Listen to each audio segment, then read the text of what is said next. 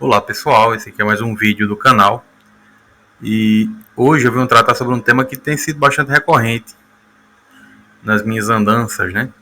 Eu tenho percebido um crescimento exorbitante de grupos que são classificados como seitas, né? Então hoje vamos tratar um pouco sobre o que são seitas, como elas se configuram, sobre os aspectos que envolvem os seus líderes e os seus liderados, né?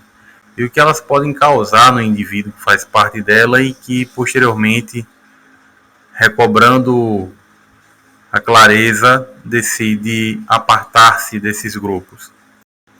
Então, as seitas são grupos, e esses grupos podem variar aí, são muito vastos, né? Podendo ser de caráter filosófico, financeiro, político, religioso, social, que possui duas características primordiais, né? Que é o apego a um líder e a negação do mundo.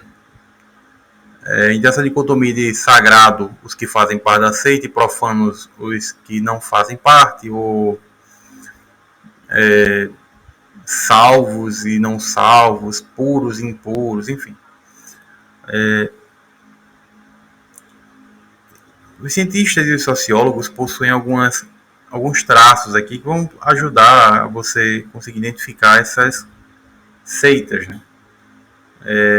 Como no caso, uma liderança carismática, né? Um indivíduo que reivindica uma autoridade especial e que as outras pessoas não possuem. E essa autoridade especial pode ser advinda de um poder divino, de uma missão espiritual, de um conhecimento que ele possui que ninguém mais possui, né? Supostamente possui e que ninguém mais possui.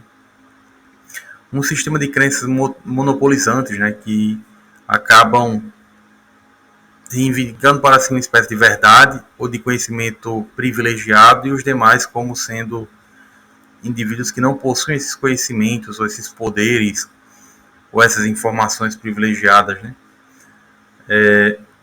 E também faz parte de uma cosmovisão, né? Então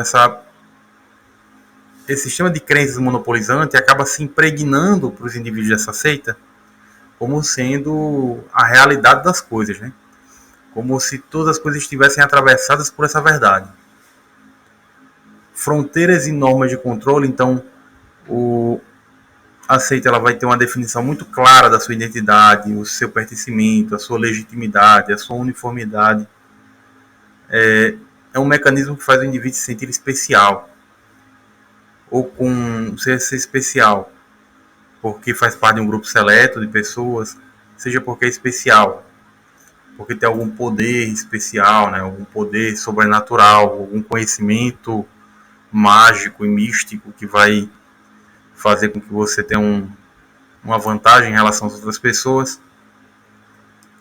Enfim, a gente vai ter também uma oferta daquilo em falta.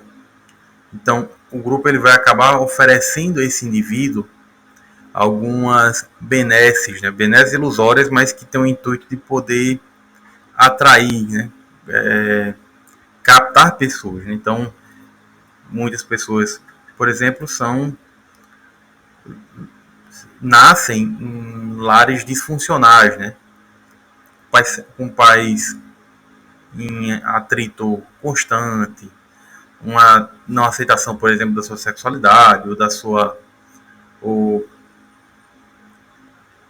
a inexistência de um lar harmônico, né? O pai é preso, a mãe viciada em drogas, enfim, alguma coisa assim nesse sentido. Ou ele pode dar uma espécie de segurança emocional, né? Então você possui algum tipo de carência afetiva derivada de algum aspecto da sua vida, e esse grupo ele vai oferecer essa segurança, esse amparo, esse sentimento de família, né? Ou a sua vida está dando errado, você não consegue emprego, não consegue isso, não consegue aquilo, não consegue um amor da sua vida, enfim. E esse grupo vai oferecer a você ajudas especiais que vão recolocar a sua vida nos eixos se você fizer isso, isso e aquilo. E o exercício de poder, né? Então, o grupo ele acaba manipulando emoções e informações e quebrando a individualidade dos sujeitos. O que é quebrar a individualidade dos sujeitos? É justamente você impedir que o indivíduo seja ele próprio e você dissolve essa personalidade dele, essa individualidade em todo o grupo. Você passa a restringir canais de informação, você passa a inibir dúvidas e questionamentos, contradições, você como líder aceita, né? Restringe o indivíduo da sua autenticidade. Bem, o sociólogo Peter Berger define seita como a organização de um grupo contra o meio que consideram hostil ou descrente de algo. Os membros se fecham em um corpo de doutrinas e olham o restante da sociedade como inerentemente má, cega ou pecadora. Então, se tratando aqui sobre seitas neopentecostais, por exemplo, você vai ter essa ideia de sagrado e profano, né? Então, os santos, os ungidos, aqueles que são verdadeiramente crentes, se apartam do mundo que é malévolo, pecaminoso, ruim, e os sujeitos devem romper de maneira significativa com esse mundo e passam a não assistir mais televisão, passam a não pintar as unhas, a não depilar o corpo, a não manter relações com pessoas que não são daquele culto. Mas existem outras formas, né? Por exemplo, você impede o sujeito por uma leitura oracular, usando artifícios dúbeis e mágicos para dizer que ela não deve fazer determinada coisa, ou não pode fazer determinada coisa, não pode comer uma coisa, não pode comer outra, não pode estar com alguém. E aí, através daquele ato mágico, ele sabe que é uma pessoa perigosa para você ou não é perigosa para você. E aí te afasta da convivência com os outros, sob o pretexto de uma visão espiritual que ilumina ele a respeito das contingências do mundo, né? Dos perigos iminentes da vida, né? Enfim. O psicólogo Robert Lifton, ele, estudando esses grupos, identificou 8 características da psicologia das seitas, né? Então, a primeira característica é o controle dos canais de comunicação com o restante do mundo. Então, você, o líder da seita, ele vai induzir você a não procurar informação em outros lugares, a não conhecer determinados lugares que podem correr sob risco da sua perda de controle. Pode começar a indicar leituras ou pessoas privilegiadas que são do campo de pertencimento desse próprio líder. A obsessão com pureza, né? Seja uma pureza ideológica, religiosa, enfim. Existe uma obsessão de que o indivíduo precisa se purificar, ou de um pecado original, ou de um carrego, de uma força, de uma energia espiritual, disfuncional, enfim. O culto da confissão, e não tem nada a ver com o sacramento da confissão, né, da Igreja Católica, mas é um momento em que os indivíduos devem contar os seus pensamentos aos superiores. Então, os indivíduos, os líderes, através de certa manipulação, acabam induzindo aos membros da seita a falarem sobre seus medos, a falarem sobre seus desvios morais, a falarem sobre as suas questões pessoais, as suas intimidades, e a partir disso ele colhe informações para a manutenção desse controle. O uso de clichês para bloquear o pensamento. Então, ao invés das questões serem debatidas, as críticas são rotuladas e descartadas. Não há um debate de fato. O quinto ponto é o primado do coletivo, visto como mais real que os membros em sua individualidade. Então, você anula a individualidade do sujeito e dissolve ela no grupo. Então, o grupo é que deve dizer o que é certo, o que é errado, o que é bom, o que é ruim, o que é justo e injusto, e não o indivíduo através de um raciocínio crítico e sincero que considere as tuas próprias questões, mas há sempre um poder ou imposição do coletivo em relação à individualidade. A manipulação emocional, né? E essa manipulação emocional pode se dar de diversas maneiras. Então, pode se dar através de uma explosão espontânea de alegria, indignação por parte do líder, estímulos e respostas que ele vai induzir a causar determinada emoção, vai fazer com que você se sinta um traste se você for contrário a determinada ideia ou determinado ato, e vai fazer com que você se sinta muitíssimo bem se você acolher as ideias desse líder. A sacralização dos princípios do grupo. Então, o grupo é que possui a verdade a verdade em relação às coisas do mundo. O grupo é que conhece, que sabe, que tem um privilégio de acessar uma verdade que é superior à verdade do próprio indivíduo. Ou seja, uma profetada, né? Uma profetada no sentido de que o Senhor está dizendo isso, isso e aquilo, ou o caboclo está dizendo isso, isso e aquilo, ou o mestre está dizendo, ou o santo está dizendo, enfim.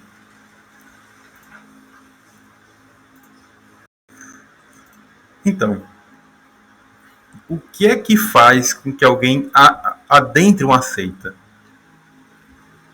O que é que faz com que a pessoa abra mão da sua capacidade de refletir, de raciocinar de forma lúcida, de ter uma consciência das virtudes ou das contradições e delegar ela a um líder, um manipulador, por exemplo, como é o caso de João de Deus, né? Ou inúmeros outros que a gente vê por aí, né?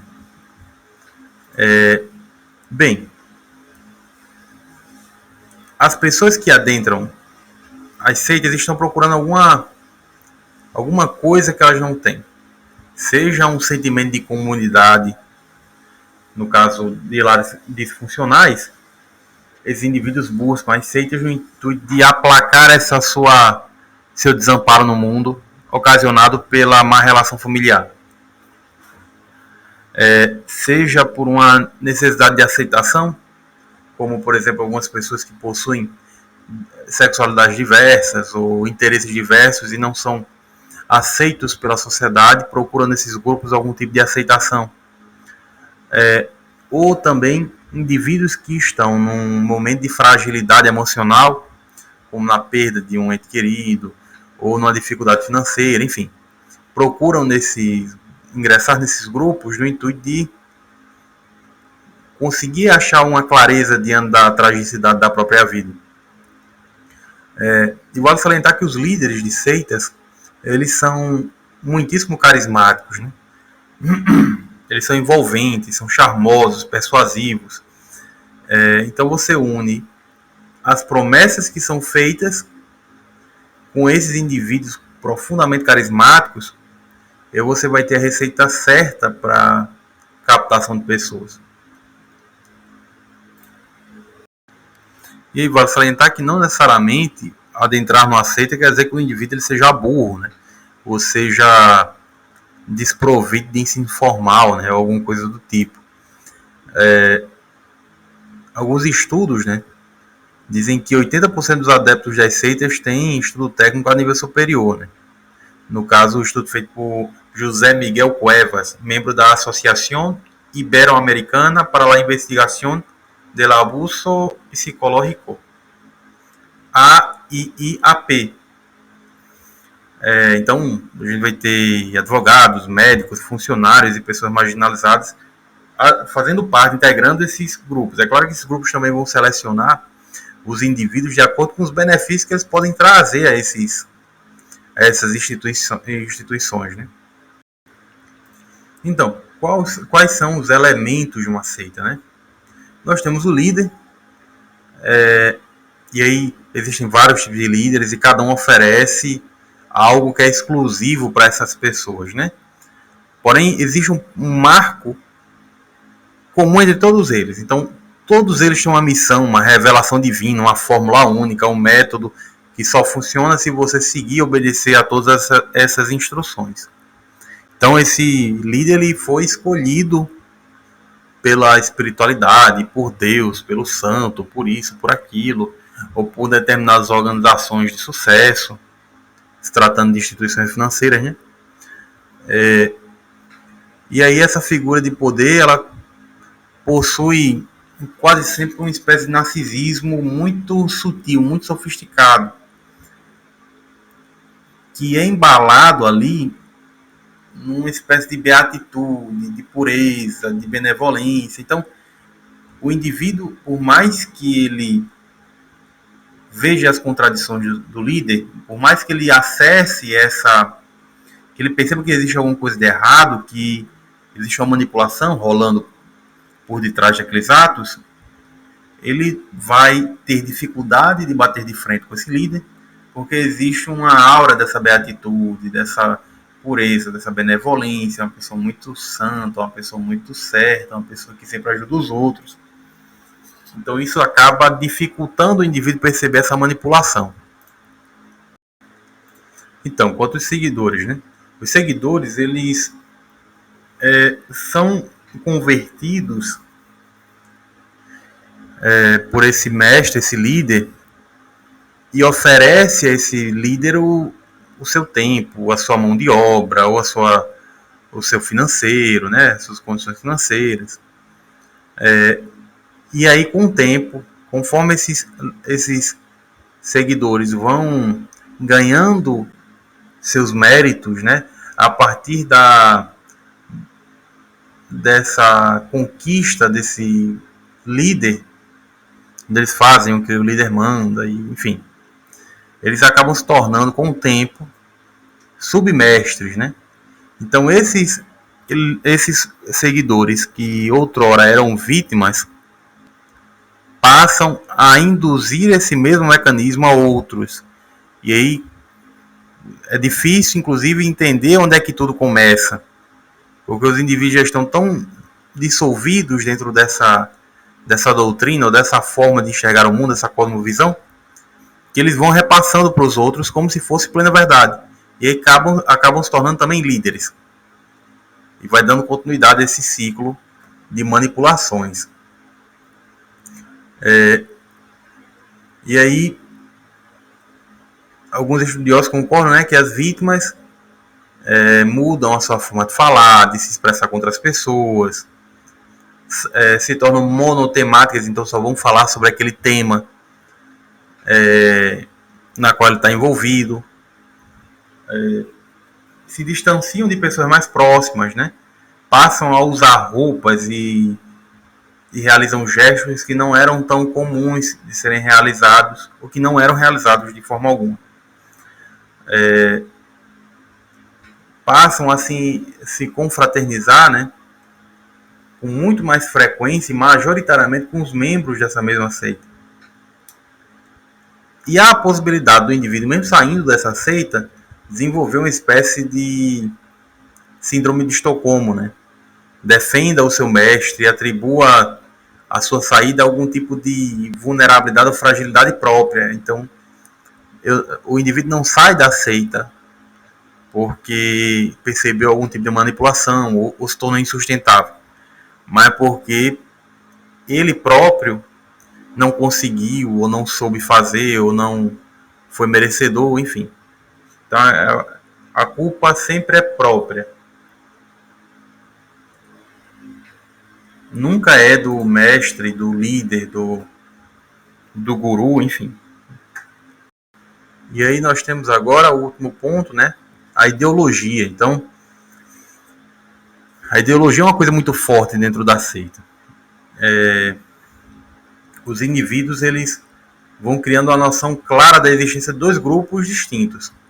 Os que aceitam as novas regras do jogo, ou os que não aceitaram, né? Os que estão dentro da seita e os que estão fora.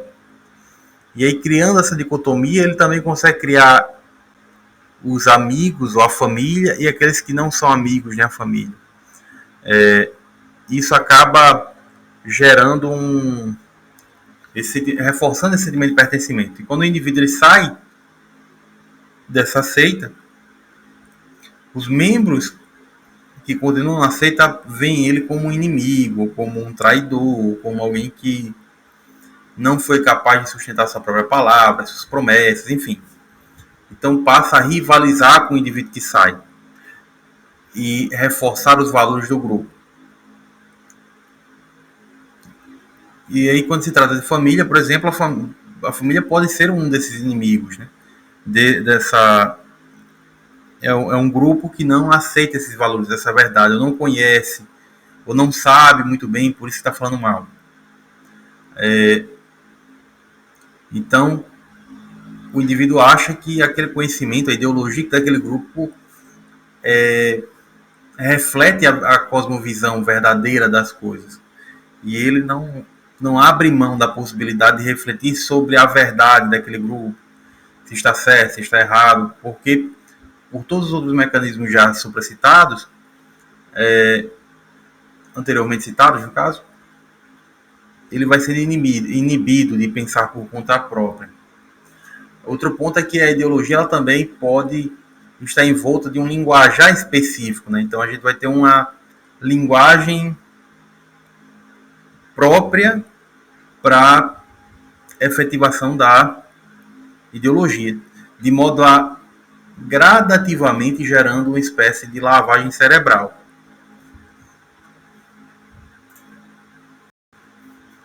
E aí, para sustentar essa ideologia, ele vai fazer inúmeras coisas, né? Mentir, inventar histórias, criar dados falsos, se basear em pseudociências, utilizar falsas impressões sensoriais ou falsas impressões psicológicas, né? Para poder induzir uma crença, usar técnicas de hipnose, de indução mental, para poder comprovar que aquilo que ele está dizendo é real.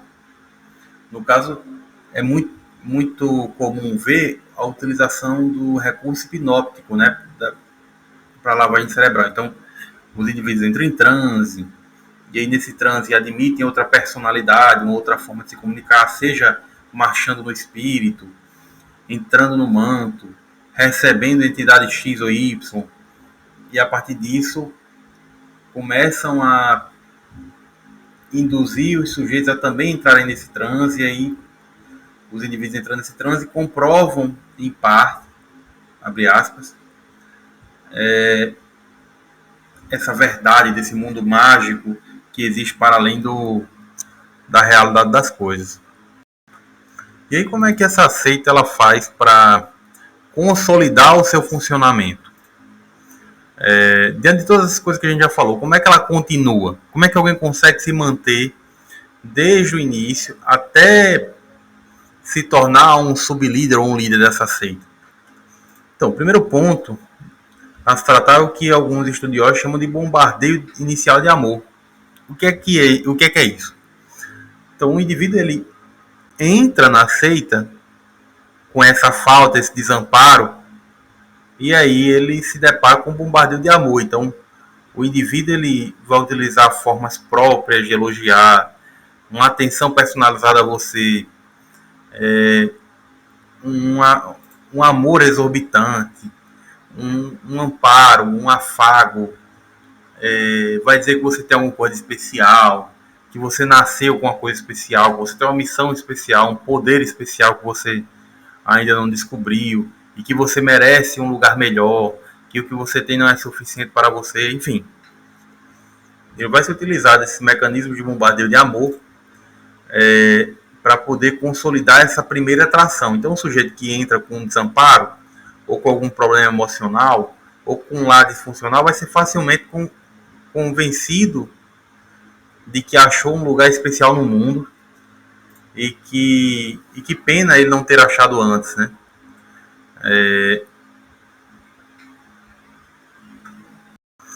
Bem, o uso da linguagem, né? Então, gradativamente, uma nova linguagem ela é introduzida dentro do grupo, de modo que passe a desconfigurar a lógica habitual do sujeito, da maneira como o sujeito se comunica no mundo, e oferece uma outra forma de identificação. E aí pode envolver um senso de importância e exotismo ao processo, né? Então, os indivíduos que usam aquela linguagem se sentem especiais e reforçam, inclusive, a própria identidade desse sujeito, o uso desses jargões. Além de facilitar também a identificação de quem está dentro e quem está fora do grupo. Então, veja que a linguagem tem um papel importante aqui, né? Uma autora chamada Amanda Montel, que é especialista em linguagem, ela escreve um livro chamado Como num Culto, a linguagem do fanatismo. E eu gostaria de poder ler um trecho desse livro. É necessária uma linguagem para obscurecer as verdades, para construir a solidariedade, para plantar uma ideologia, para dividir as pessoas em nós e eles, para plantar a filosofia de que os fins justificam os meios e para fazer todo o necessário para ganhar e manter o poder. Isso é o que fazem muitos líderes de seitas. Eles adotam a linguagem de ideologias que eles respeitam. Então, esse uso da linguagem tem um papel muito importante de realizar essa enculturação, né? Retirar a cultura do sujeito e colocar outra. Mas um líder de uma seita não consegue ser santo 24 horas por dia. Então, ele precisa de alguma forma de também anular as reflexões e os questionamentos dos sujeitos. Então, quando o indivíduo, supomos que existe um líder de uma seita neopentecostal e ele foi pego, traindo a esposa.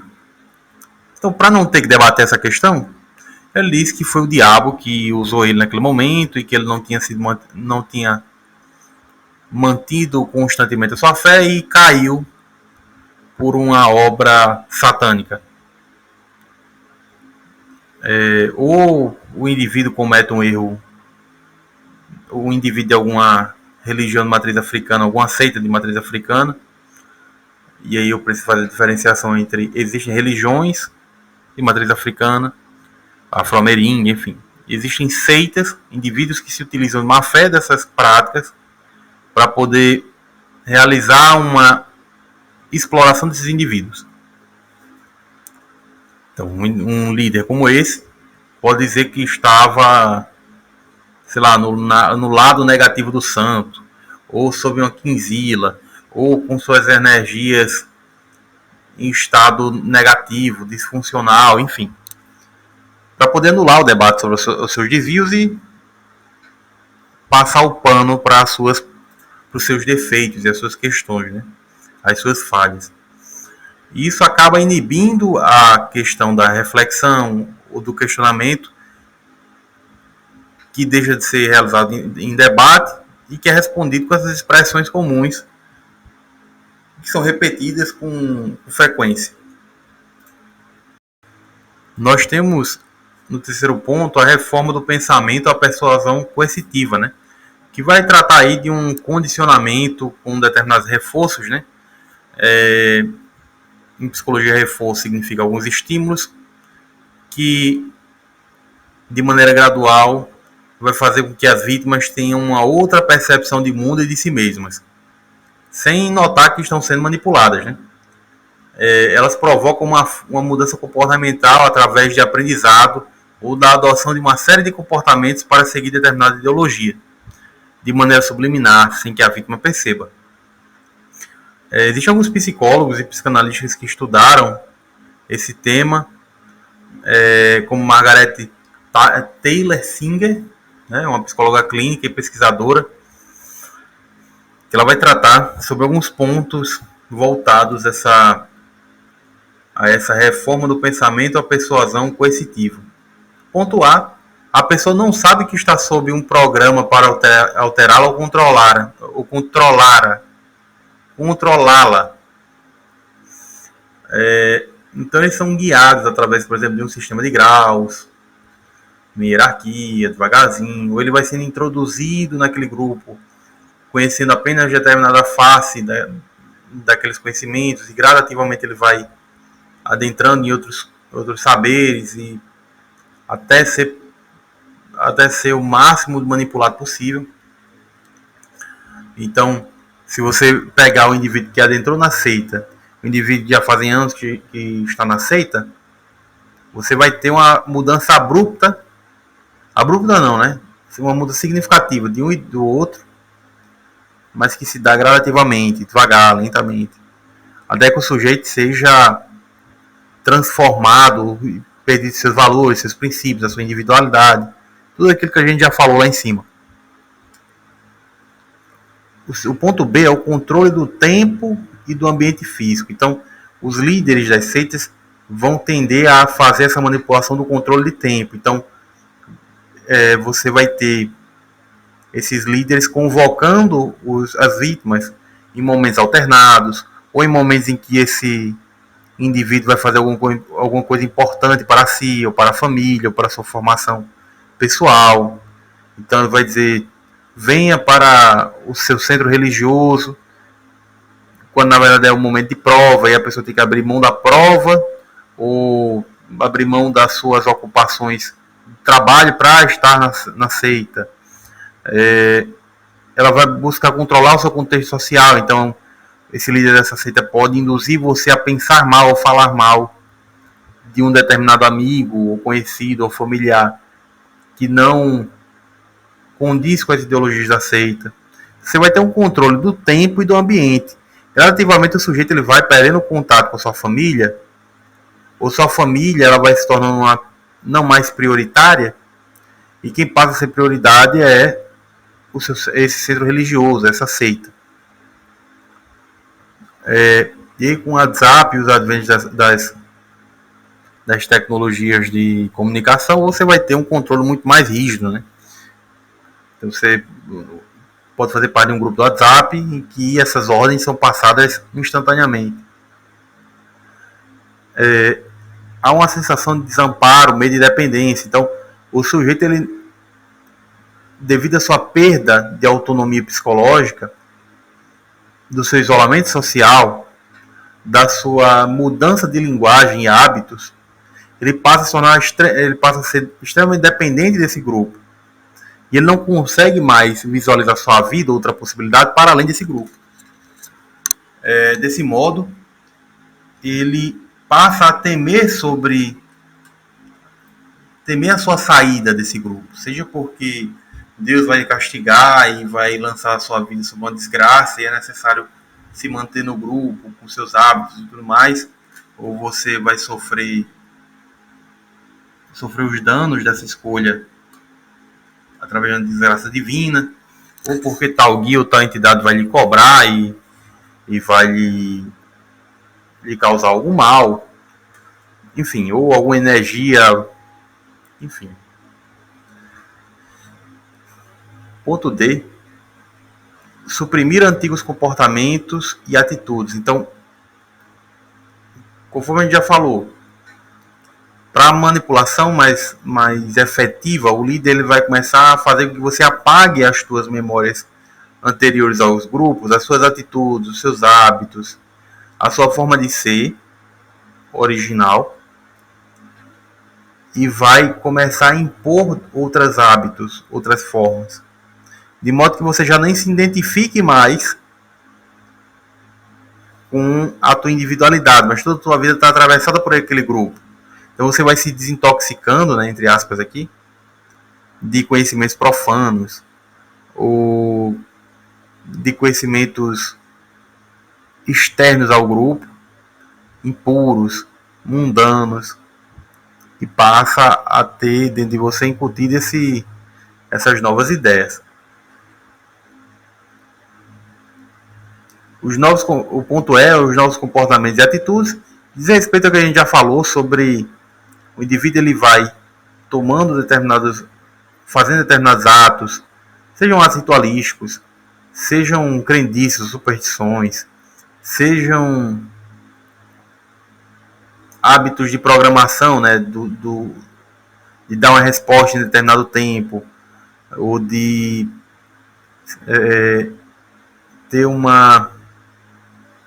fazer um ato para receber uma recompensa, ou não ser punido.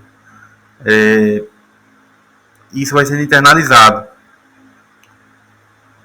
Então, conforme uma pessoa pisa na bola e realiza um ato que não deveria ter realizado na concepção daquele grupo, ele vai sofrer a punição por esse ato, seja com a represália verbal, seja com a represália no sentido de que o grupo não fala mais com ele, ou vai tratá-lo de uma maneira diferente, ou seja, uma pressão psicológica por parte do líder da seita, Ele que vai utilizar as emoções e da linguagem para poder lhe causar mal e fazer que você se sinta um traste, uma pessoa indigna, incapaz, ruim. E por último, um sistema lógico fechado. Então, dentro da seita, você vai encontrar formas de comunicação específicas daquele grupo. Sejam palavras, sejam hábitos, sejam danças, sejam símbolos, sejam gestos, sejam estímulos gerais que vão tornando aquele grupo ali fechado, num sistema lógico fechado. É como se é estabelecido, na verdade, um sistema de pensamento próprio daquele universo. E um grupo fechado ele nunca vai estar errado, porque não está aberto a uma dialética, a um debate com o mundo exterior. Ele não se dá a oportunidade de ter esse processo de desconstrução através do questionamento, da refutação, da antítese, né? E aí esses hábitos também, né? Esse sistema lógico fechado também pode separar os indivíduos, né? Então, fulano que está mais tempo ou que cumpre com o que o líder quer, vai ter o privilégio de ter determinadas funções mais fáceis ou mais prazerosas. O indivíduo que está há menos tempo ou que o líder não quer, vai ter tarefas mais árduas, mais pesadas, e isso é justificado através de uma lógica que só aquele grupo consegue conceber. Então, o quarto ponto é sobre isolamento, né? Então, a seita ela vai fazer com que você se afaste gradativamente da sua família, de seus amigos e da tua vida cotidiana, em nome de uma missão que os seus familiares não vão entender, ou seus amigos não entenderão. E eles acabam se tornando, inclusive, seus inimigos com o passar do tempo, conforme eles, eles realizam um tipo de objeção às suas atitudes estranhas e não corriqueiras, né? Então esse isolamento também vai fazendo com que você realize atos específicos, funções específicas que podem fazer com que você abra mão do teu trabalho, do teu relacionamento, da tua do teu cotidiano para se entregar irreversivelmente, muitas vezes, para as funções daquele grupo ou daquela comunidade que se apresenta como seita. Aliás, que não se apresenta como seita, né? Mas que a gente está identificando aqui como seita. Ponto 5, molde comportamental e controle. Então, o indivíduo ele começa a odiar o seu passado, a sua história, as suas relações anteriores e começa a criar uma espécie de separação interior do que eu era e do que eu sou. Então, o indivíduo ele renega o seu passado e passa a adotar uma nova persona para a sua atuação dentro do grupo. E aí ele acaba abrindo mão desse passado mundano, maculado, impuro, profano, para dar lugar a uma suposta personalidade mais limpa, mais pura, mais elevada, mais santa, mais... enfim. E aí esses membros eles são bombardeados com ensinamentos e ressignificações, com saberes ou palavras que vão gradativamente tomando lugar prioritário, aliás, privilegiado da sua mente, né? E em pouco tempo todo o grupo está pensando de maneira semelhante, comum. Todos concordam com as ideias e os preceitos do líder. Gerenciamento, né, o ponto 6. Gerenciamento de debandada.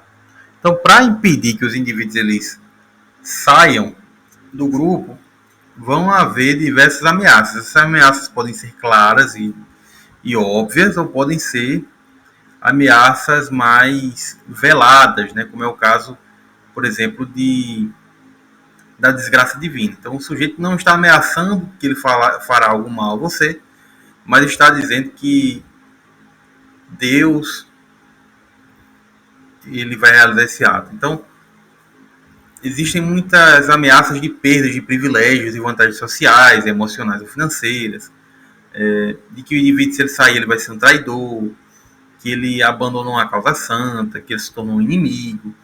E ele reforça, o líder da seita sempre vai reforçar que o indivíduo ele vai quebrar a cara se ele sair da seita, que ele vai se dar mal, que a entidade X ou Y vai cobrar dele essa missão de vida que ele tem, e que ele não pode fugir dessa missão de vida, porque ele, enfim, não vai ser feliz.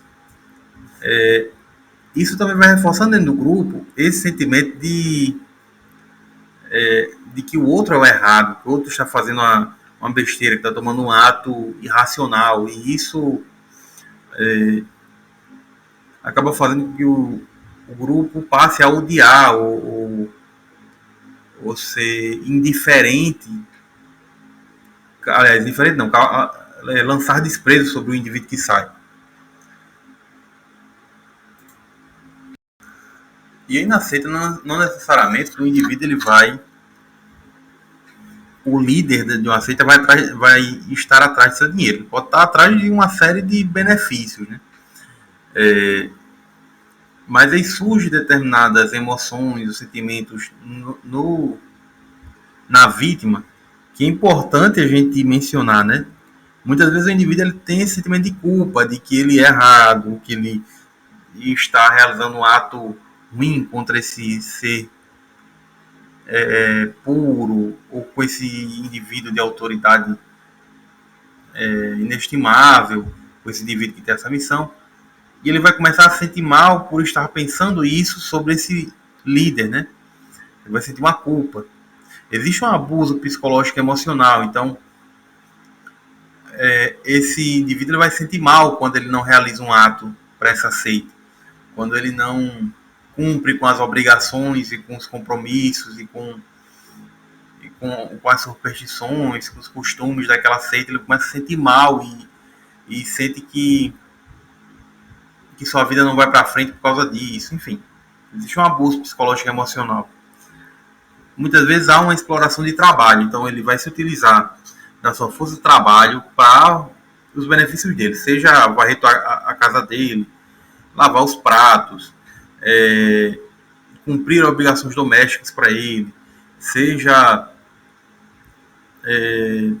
servir de algum modo sem uma remuneração justa, através dessa sua força de trabalho.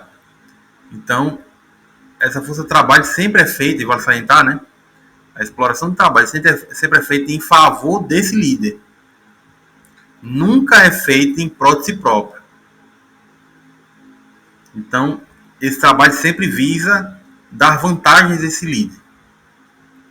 Há uma apropriação de bens, muitas vezes, né? Então esse líder sim pode se utilizar da seita para poder angariar fundos através dessa manipulação desses fiéis. Pode também se utilizar de um abuso sexual, ou de estupro, ou de assédio. Ele pode assediar suas vítimas, e se utiliza dessa subjugação religiosa para realizar um assédio em relação a essas vítimas, que muitas vezes não vão ter como se proteger, porque não conseguem nem reconhecer nesse sujeito o abusador. E aí muitas vezes a gente tem, né, questionamentos sobre como é que a mulher deixou João de Deus fazer isso, fazer aquilo. E quando você analisa, de fato, o indivíduo estava envolto de um processo de manipulação tão profundo que o seu senso crítico fazia com que ela acreditasse que aquele ato era necessário para realizar a cura da sua mãe com câncer, do seu filho com, sei lá, com danos cerebrais. E ela submete a esses atos. E aí também tem a corrupção de vulneráveis, né? Menores de idade são mais fáceis de manipular.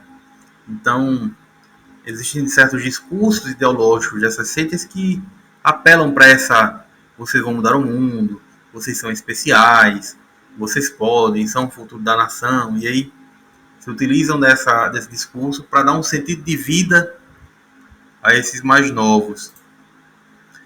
Outros recursos que podem ser utilizados e a gente tem muito isso, né, hoje em dia, e com mais frequência em determinadas seitas que se voltam ao uso de determinados chamados enteógicos, né, ou alucinógenos, como a manipulação e o controle do sujeito através de uma droga, como tabaco, como o álcool, né, como algumas outras ervas, como a ayahuasca, né? E através dessas drogas é possível manter o sujeito muito mais condicionado a lembrar-se da seita quando ele utiliza esses, essas substâncias. Então é isso, pessoal. A conclusão que eu tenho é: analise direitinho esses pontos, vejam direitinho com criteriosidade, com sinceridade, tenha um contraponto com outras pessoas que não estão na seita, né? Se você acha que está na seita, converse com outras pessoas que não estão, pergunte o que é que eles acham sobre esses hábitos, tenha um senso mais vasto, mais crítico em relação ao que está acontecendo, não subjugue os seus valores, os seus princípios pessoais para dar vazão a princípios alheios, não realize atos de sacrifícios em nome dessa verdade inacessível aos outros, somente por emoção, por alguém que talvez você não conheça tanto. Tenham criteriosidade. O ceticismo salva muito mais do que a crença. Então, é imprescindível manter o ceticismo resguardado para que vocês se utilizem dele sempre necessário para poder realizar uma escolha prudente de onde vocês estão entrando, onde vocês estão mantendo contato, para que não fiquem manchas irreversíveis de culpa, de medo ou de questões financeiras para o resto de suas vidas. E também peço aos que não fazem parte de seitas, mas que, assim como eu, são curiosos, que analisem algumas igrejas de esquina, alguns centros religiosos de matriz X, analisem a forma como os líderes estão se comportando, como eles induzem os sujeitos, ou como eles manejam os seus atos. Vai ser divertido para vocês constatarem o que eu estou dizendo aqui agora. É isso, pessoal. Um abraço a todos vocês e tenham uma ótima noite. Estou gravando agora de noite, né? Mas tenham um ótimo dia, uma ótima tarde, enfim. Até mais.